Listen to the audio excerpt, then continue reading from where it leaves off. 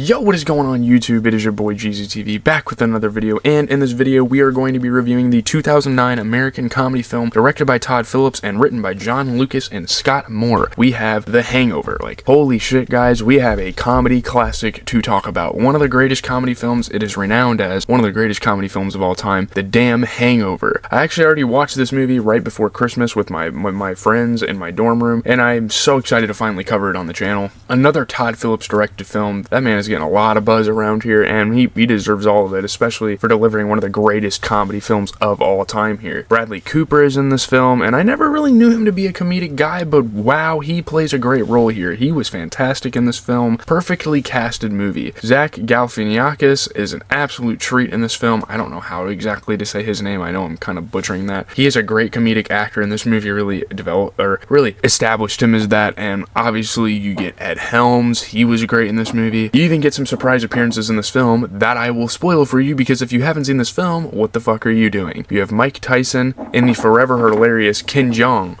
who are in this film. They make special appearances, so without further ado, let the party begin. So getting into the premise, 2 days before his wedding, Doug, played by Justin Bartha, and three friends, played by Bradley Cooper, Ed Helms, and Zach Galifianakis, I don't even know, drive to Las Vegas for a wild and memorable stag party, obviously like a bachelor party. You know how that goes. You go on a trip with the boys and kind of like live free before you get married, that sort of thing. In fact, when the three groomsmen wake up the next morning, they can't remember a thing, nor can they find Doug. With little time to spare, the three hazy pals try to retrace their steps and find Doug so they can get him back to Los Angeles in time to walk down the aisle. It's this whole journey. It's almost like a road trip film. It's almost like a planes, trains, and automobile film. It's a really dope setup, really awesome concept, where shit just hits the fan, but they're not even traveling anywhere. It's literally a road trip film without the driving around. I mean, they drive around, but they're like within the LA area or the Vegas area the entire time. Obviously they have to get somewhere, but they are stuck somewhere else for basically the whole movie, trying to sort things out before they get there, and that is so unique. But we'll dive more into things later and kind of get into the plot and the greatness of this movie. Will they make it out of Vegas, or will the nightlife swallow them up forever? Let's find out. This is probably going to be a spoiler review, even though you should know how this movie goes, really. Getting into the good, I mean, where do I begin? The fact is, I don't see a problem with this film really at all. Any major problems? I don't see any major problems with this film. At the absolute worst, there are one or two mixed aspects and maybe one bad thing to this, but my god, this is a masterpiece in the comedy universe. It's amazing. First of all, let's just get into the humor. If there was a Mount Rushmore of funniest films to come out, this would be on it for me, and I'm not gonna name other movies that I put on there, but this would be on a Mount Rushmore. I damn near couldn't stop laughing. I was laughing this entire movie. Are some of the jokes a bit aged? Sure, but honestly, about 95% of the jokes and gags work out and still make for a great time over a decade and a half later, which I find super impressive. It just attests to the script writing. It just attests to the amazing directing of Todd Phillips. It's awesome. Even up to the post-credits where they're showing the photos from the night, start to finish, man, this movie will have you rolling. Again, shout out to Todd Phillips for a consistent, laughing with tears in my eyes movie. This is awesome. And then we get into the characters. Most, if not all, the characters are great.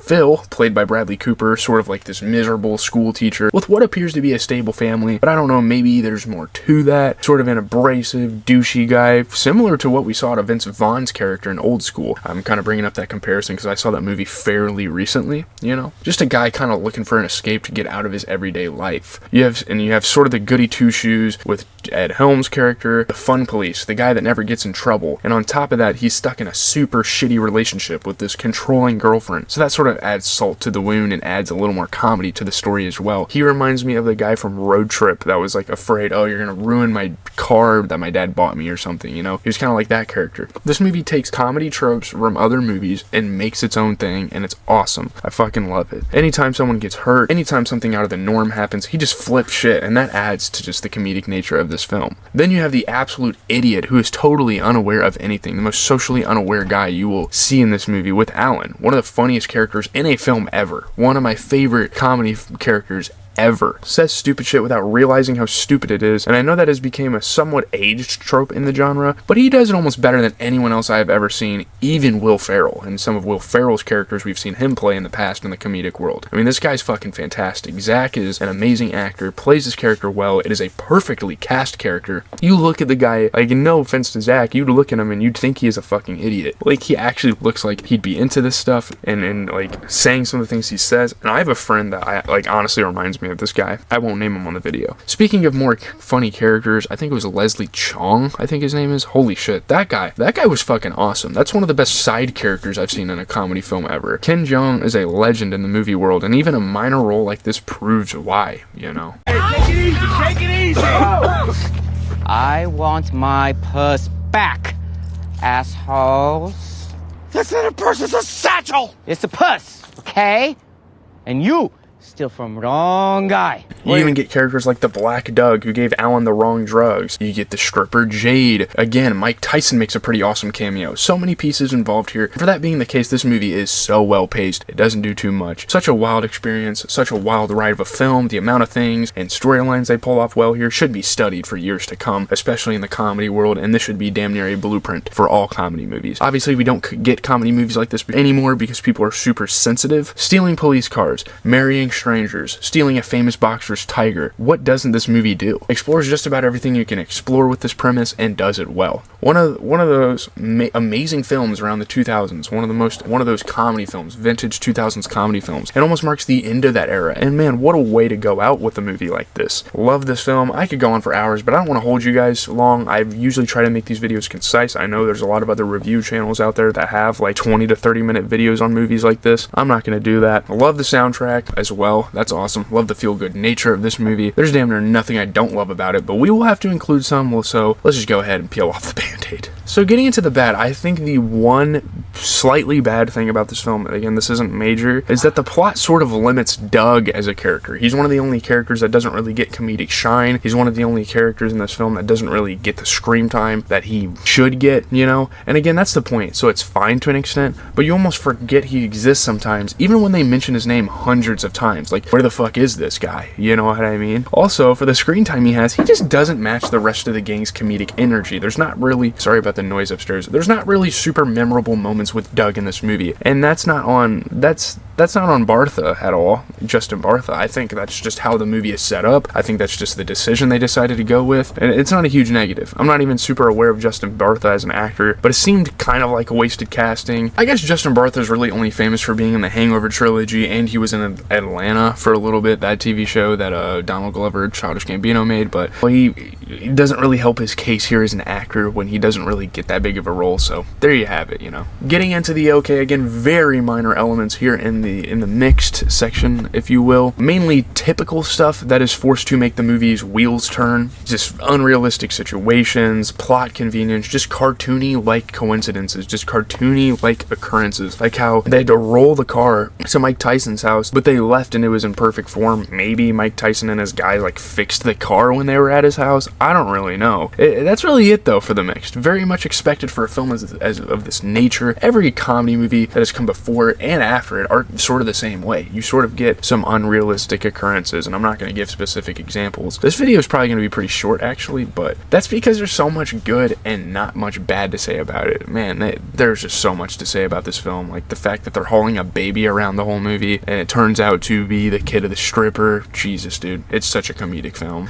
It is review time. I pull up the tier list. Truly one of the best movies I've seen on the channel in a long time. So worth a rewatch, and honestly on a rewatch I think it got better than when I originally saw it. I was a lot more focused. Obviously I was with my friends and we were kind of laughing and joking while we were watching the movie. Such a legendary film, and it's crazy how long it took me to get to this on the channel. I didn't watch it the first time with my friends, but that's the first time I watched it and I was actually conscious of what was going on. I watched it when I was probably a little younger. Damn near flawless as a comedy film, debatably top 10, maybe even top 5 ever for this genre. This is at the forefront of this genre. Very good representation of what a comedy movie should be. I can't express enough just my enjoyment from it. I mean, holy shit. And it's only an hour 40. It's not one of those blockbuster, big ass 2.5 hour, 3 hour movies. You can come in, you can have a good time for a brief moment, and then the movie's over and you're satisfied with it. What else is there to say that hasn't been said about this film already, you know, critically? Todd Phillips found the formula for a near perfect hour and a half of laughs. If you haven't checked this out, please check it out. Might make it a yearly tradition to watch this movie. I mean, that's just how fucking good it is. So iconic, so memorable. And with that being said, this is one of the highest